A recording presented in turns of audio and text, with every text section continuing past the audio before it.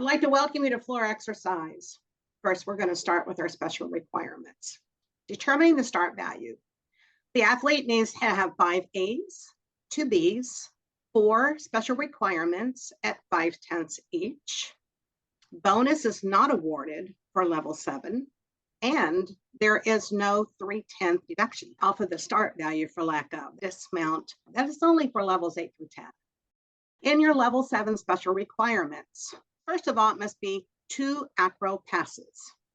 They must have a salto backward pass with a minimum of 2 directly connected flight value parts.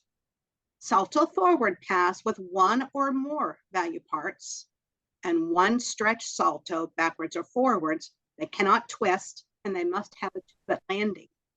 If they are missing any one of these, it is a 5/10 deduction. If they are missing 2 of these, it's a 1-point deduction, but it is a maximum of 1 point. Their dance passage is a minimum of 2 different group 1 elements, directly or indirectly connected, one requiring a leap with a 180-degree split, cross or side position, and they must have a turn of 360 degrees on 1 foot. The level 7 is allowed any dance C element. That C will count as a B value part. Your restricted elements are in chronological order. Only the first restricted element in the exercise may be awarded value part credit and awarded special requirement if applicable. Other restricted elements performed or attempted, even if it's incomplete, 5/10 from the start value for the restricted element, no value part credit awarded, and no special requirement credit.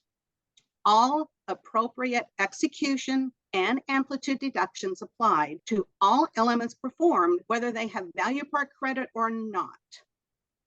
Here are some new or updated execution deductions. All non-flight walkover type value parts must show a 180-degree split some point during the value part. If not, it is an up to 2 deduction. Failure to show synchronization of music at the ending pose, 1/10 deduction. Failure to hold their ending pose for 1 second. If the coach goes onto the floor exercise to help the athlete with their routine, there is a 3/10 deduction that has been reduced. It is now 3/10.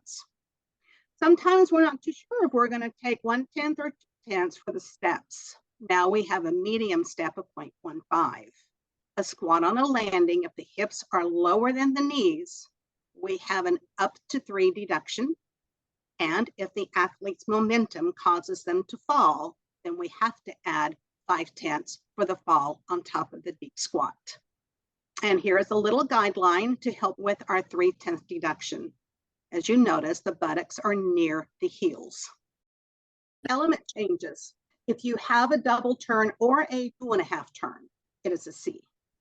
Hop with a full leg at full turn. The free leg is extended above horizontal. It is a C. Your hop with 1.5 turn is now a D. A 1-foot takeoff that will appear as an aerial or side salto will not be considered a salto for special requirement. And all forward and backward roll variations will receive an A value part regardless of the final position.